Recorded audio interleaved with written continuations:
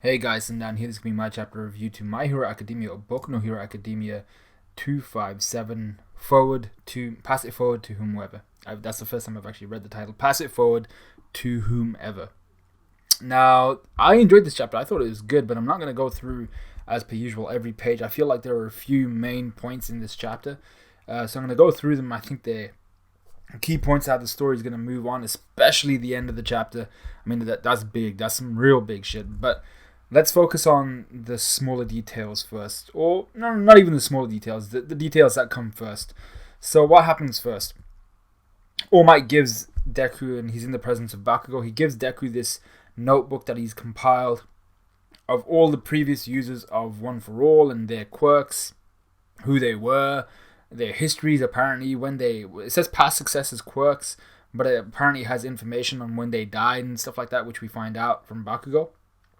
So they might have little bits of like a small biography or something. This is who they are. This is what they did. They were a hero. They got clapped at this age. They tended to work more on this type of activity in terms of the different branches that heroes can go off into. So it might have small biography in terms of who they were, but it's a cool thing that All Might's done here. He's compiled something for Deku so that he can understand what, almost prepare himself for the type of quirk he's about to expose and about to utilize next. Even though I'll actually come to that later, I'm not sure how they've decided which quirk will come next. First point. All Might says, unfortunately, I couldn't find any leads on the second and third users. Now, just from my knowledge, so we know the first user of the quirk, his quirk was the ability to pass on other quirks, right? So One for All originally was a quirk that stockpiled power, and then his quirk, which he found out, I assume near his deathbed, was that he could pass on his quirk. He can pass on any ability he has. So those two fused and became One for All. So technically two quirks, but really one quirk that's fused and it's become One for All, right? So we know that Deku doesn't have a quirk, or well, he doesn't have a quirk currently, and he hadn't had a quirk since he was a kid. Maybe he might have had one before then. Anyway, Deku doesn't have a quirk. Toshinori doesn't have a quirk. Toshinori being All Might, and we have two unknown users here. So there are at least two quirks here that are a no-go.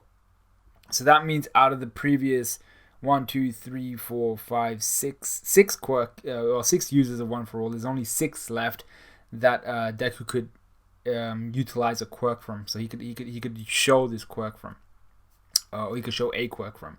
But that means that there are only 4, which we already know of in terms of these are the quirks that All Might already has in his book, and one of them is this Black Whip, and we already know about Nana Shimura's. So there's only 3 more besides Daigoro Banjo, who's the 5th user, besides his quirk, that Deku could show at this point in time. But we don't know why the second and third users, why there were no leads on that. I'd love to find out why. There's bound to be something. This is what I like about Horikoshi. I'm hoping that this is going to come later on in the story. This is the reason why the second and third users, why there weren't any leads on them. Maybe they might have had more powerful quirks, because we find out in this chapter, I'll get to that, the quirks weren't very powerful of all the previous One for All users. Anyway, Bakugo is more annoyed about his time being wasted. Deku says, yeah, you know, he can maintain Black Whip for about a second now, but it's a pretty powerful support quirk.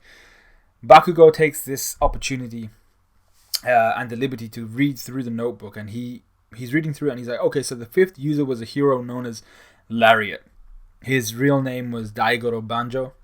His quirk was Black Whip, and essentially what these were strings of energy he could shoot out, suited for binding enemies and maneuvering in midair. He looks like Hellboy, and the quirk is pretty cool. But what Bakugo realizes here, which is the second main point of this chapter, is that Daigoro Banjo and the other users of One for All, they didn't have previously strong quirks. So even before and when they inherited One for All, they didn't have strong quirks either way. The One for All obviously buffed them up a bit, or probably buffed them up a lot, because it's a stockpile of power. But their quirks in and of themselves, their biological quirks, weren't very strong at all. And these guys themselves hadn't made much of a name for themselves. Nobody really knows about Daigoro Banjo, probably Nana Shimura being the most elite out of the entire line of One For All, apart from All Might, obviously. But the rest of them were pretty much nobodies. And Bakugo's like, yo, okay, this is unusual. These guys all had weak quirks. They were nobodies. What's going on here? I love the small roast that Bakugo says here. Deku's obviously like fanboy of One For All. You know, that he's inherited this power. He wants their quirks to be sick. So he's like, no, I'm pretty sure they must have had some sick quirks. And Bakugo's like, hey, if anybody has a quirk to you, that'd be like awesome to you. You're a loser. I was like, oof, that's a burn. That's a solid burn, actually. But what All Might does here is he explains it a bit more. He's like, actually, Bakugo isn't wrong. So what we find out here is a little bit of the history of One For All again. So All For One, we know, was a madman. He was obsessed with One For All.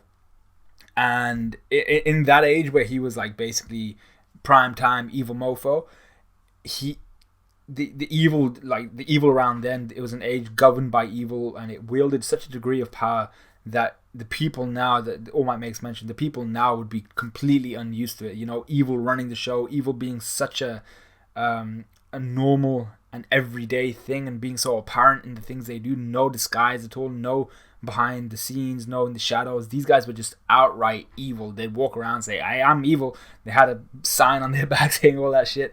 It's completely the opposite of what it is today, which is a hero society where the heroes would kick the shit out of anybody who they could identify as a villain. So All For One was kind of the leader of this point. He was the pinnacle of this point, and he went around crushing those strong individuals because it says here the reason was because nobody who could defy his sheer malice and control was there. And I'm just like, yeah, okay, cool. But apparently he went around, the main point for me is he went around crushing the strong. And in that imagery that I've just painted for you of, you know, a really, really dark environment, there were these users of One For All who, as they would probably be getting chased down by All For One, and as they'd be laying there dying, they would make sure that their power, One For All, would be passed on and reach someone in the future. So it would reach whoever was next to them at that point in time. Now here I have a couple questions. So first, I'm completely fine with the fact that, you know, All For One would chase down people with strong quirks. So is that the reasoning for why they had weak quirks? They would pass it on to someone with a weak quirk so that All For One wouldn't chase them. But surely All For One, like, he would have some sort of inkling as to who had One For All, so he would just chase them anyway. So I'm not sure if like that really explained it so well. Maybe I'm misinterpreting this, but it sounds like All Might is explaining that the reason why these guys all had weak quirks was essentially to hide them, because All For One was after the guys with strong quirks. Does that make sense? That's what I took from this. But even then, All For One would eventually find the guys with One For All, and he would kill them, do whatever he could to hurt them, damage them, and eventually kill them. And in those moments, the guys with One For All would do their best to pass it on to the next generation. So what he's trying to say here is these guys weren't like chosen ones. They weren't like, yeah, you're going to be the best motherfucker to ever use One For All ever, like All Might was. They were just people who were there at the time of the last person's dying. They were there when, you know, well, that's the only time really. They were there probably for the other person as a friend. I'm assuming these guys all knew each other, so the second user would have known the third to a degree enough to entrust him on his deathbed, say, you take it, the third guy the fourth, and the fourth guy the fifth. So I'm not saying the second guy would have known the sixth, but, you know, each one in succession would have known the other, in order to entrust them with such a valuable quirk and with such a valuable ideal and with such a fearsome opponent chasing them. So yeah, he's really getting across that these guys weren't chosen ones. All they could do was receive the quirk and then entrust it to another. And you see this nice image of, I think it's the fourth user with the two, well, it has to be the fourth user with the two lines going down his face, the Kenpachi-esque looking guy. He looks the most dope, and I'm kind of saddened that we already know that his quirk wasn't amazing. I wanted his quirk to just be like, yeah, I'm just going to destroy everything. But so you see like some imagery of him passing it on to what was his name? Daigoro Banjo, was it? Daigoro Banjo. I got it the wrong way around. Daigoro Banjo. Then you see Daigoro Banjo bleeding from his head, possibly in his death throes, passing it on to some kid, and then that kid holding someone's hand, passing it on. So that's how it was done. They all passed it along like that. And this is what Bakugo mentions, is that actually that kind of follows, that correlates, because all of these guys died young. So they must have had it difficult, because All For One was chasing them, All For One's minions were probably chasing them. They never really had an opportunity, like Deku and like All Might probably, and maybe even like Nana, to truly train up the quirk. They were just holding it, pass it along. So I'd love to see the actual timeline of One For All, in the sense of who held it the longest in between. So I assume the first guy held it for a while, and then the second and third, I'm not sure how long those guys would have held it for. Maybe they would have held it for a little bit longer than anybody else, because apart from obviously Nana, All Might and Deku, because they would have, maybe at that point in time, All For One wouldn't have been privy to the fact that, oh shit, my brother could pass along his quirk. I didn't know that. And that it fused to become One For All. So he wouldn't have known all of that instantly. And then maybe by the third person, All For One had begun the hunt. And the third, fourth, fifth, sixth, and seventh? Are we saying seventh? No, it's just third, fourth, fifth, sixth. I think those guys in between, the four guys in between, would have had a rough time. So I don't think their timelines would have been very long at all. They were literally holding, carrying, and then giving to the next person in line, just keeping the quirk alive. So Bakugo wants to know, what's the next quirk he's going to get? What's the next quirk that Deku's going to be able to attain? And this is where I'm confused. How do we know? How does All Might know that the next quirk that's going to surface, that's going to manifest, that's the word I've been looking for this whole time. I've been saying other words. Manifest in Deku is going to be float, which is Nana's quirk. So Nana's quirk was float. Because we know that Deku, the first quirk that's manifested itself in him and shown itself to the public is Daigoro Banjo's, and he was the fifth user. So there's no pattern here so far as we know, right? It's not gone in chronological order, like, oh, first it'll be Nana's quirk, then it'll be the sixth user, then Banjo, and then the fourth, and then the two before him. It went straight to Banjo, who was the fifth user. So how do we know that Nana's quirk is going to be next, unless there's some more information that All Might's aware of, maybe something to do with the vestiges, maybe they told him something, and maybe he's aware of something. That was my stomach. But I doubt it's even that, because he said that the vestiges never got so informal with him. They never got so like conversational.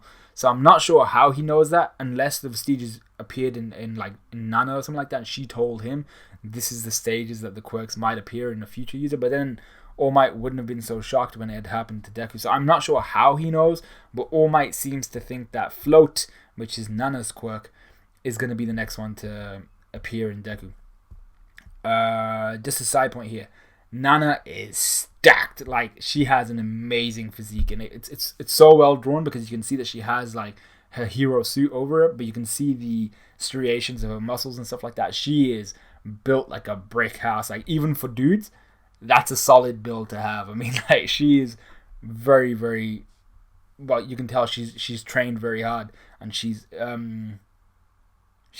stack. She's very well built, and it's a solid drawing as well. And I like the fact that we get to see Gran Torino in the back in his younger years, looking stacked as fuck as well. They both have very similar builds, actually. Him being a little bit more dense, but her she looks awesome, and I want to actually see her in action.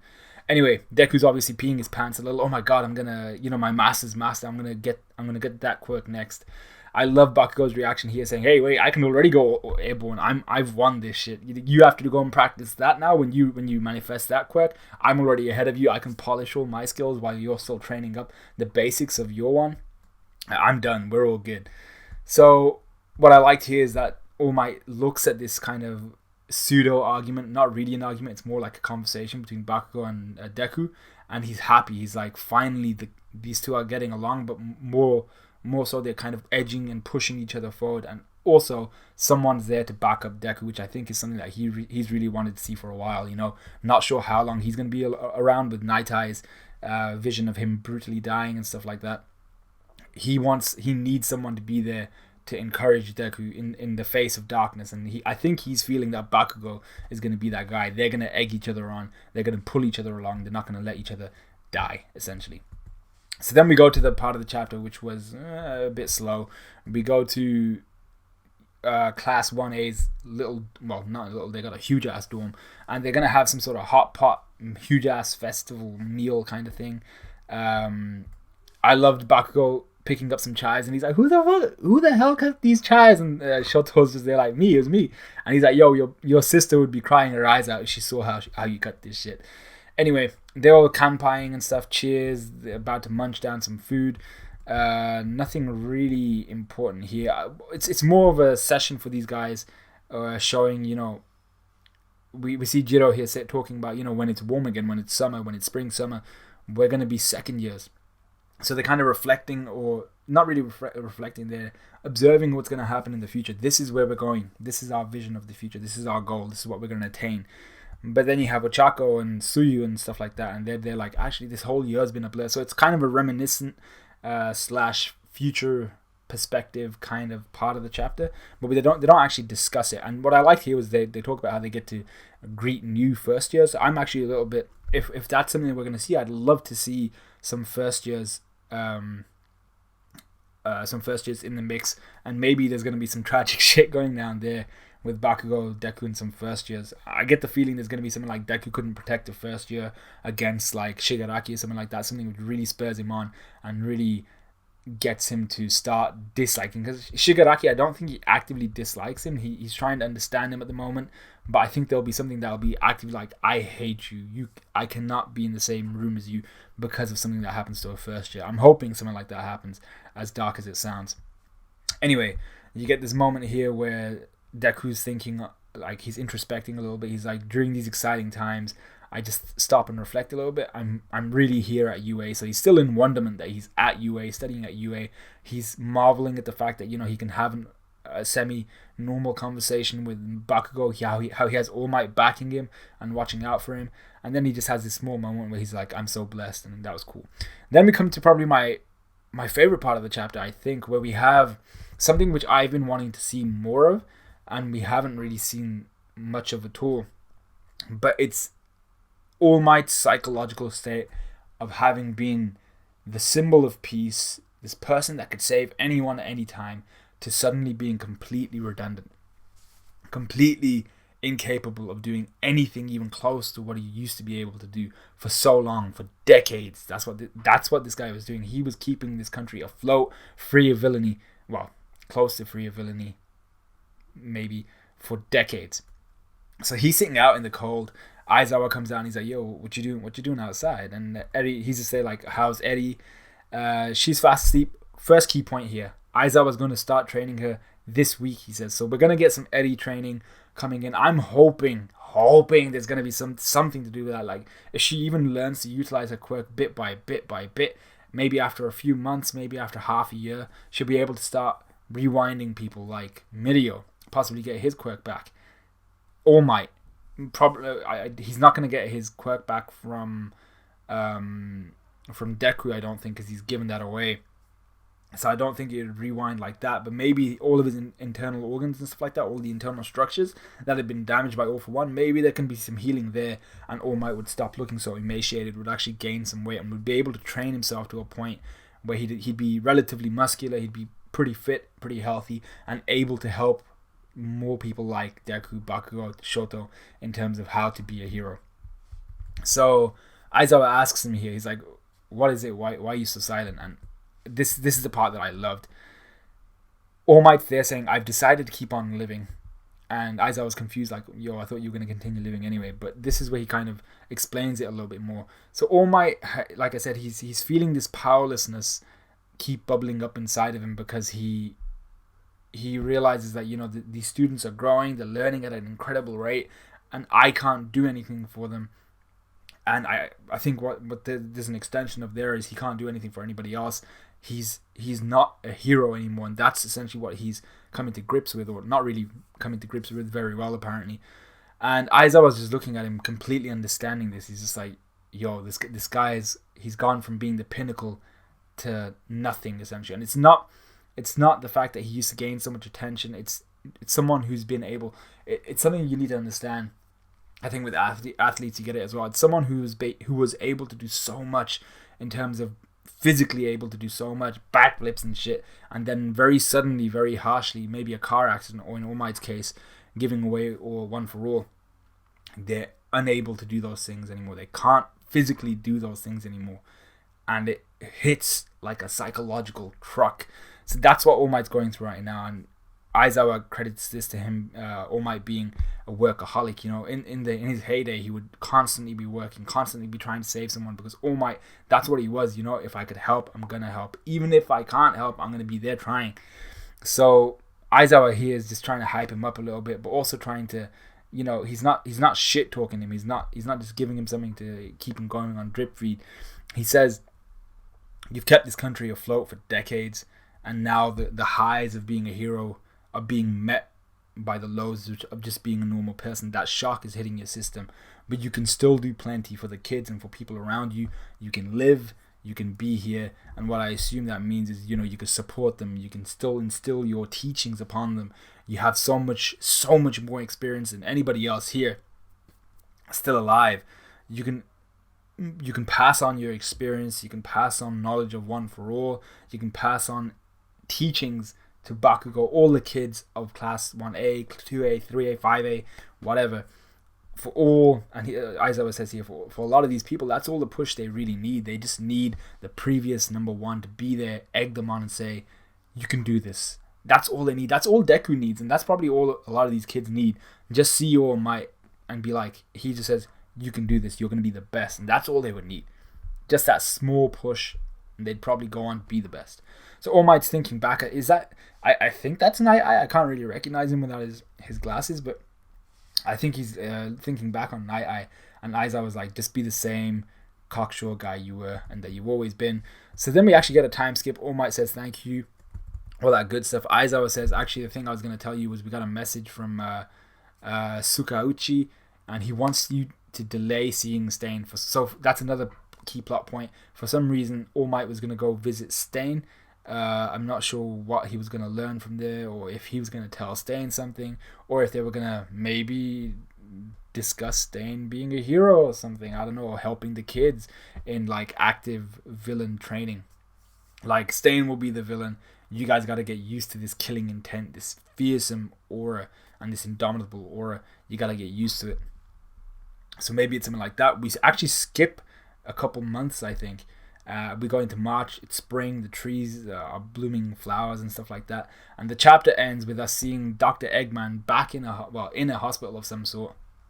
And the nurse there is like, oh, good morning, doctor, you're a rare sight. He's there like chilling. And all we get is a pan shot of the city saying, that day, heroes vanished from the city. So I'm hyped. I have no idea what's going on. This review is so much longer than I thought it was going to be, considering I said it was going to be like 3-4 points, but there were so many different aspects of this that I wanted to bring out in terms of my understanding. But just the way that chapter's ended, like, shit's about to go down, and Horikoshi, as per usual, is keeping us all on the edge of our seats, ready to digest the new chapter. So I've enjoyed this. I'm pretty sure I said I had a couple questions at one point, and I've completely glossed over them. Yeah, so All Might, knowing how, you know, Float was going to be the next quirk, I'm not sure how he knew about that. And that was it, really. So let me know what you guys thought of this chapter. Let me know what you guys thought of this review. Like, comment, subscribe, all of that good stuff. Hopefully tomorrow I'll be getting to Nanatsu no Taizai. I really hope Nakaba's done us a solid there, but I'm getting the feeling maybe he didn't. So yeah, like, comment, subscribe, all of that good stuff. And I'll see you guys in a bit.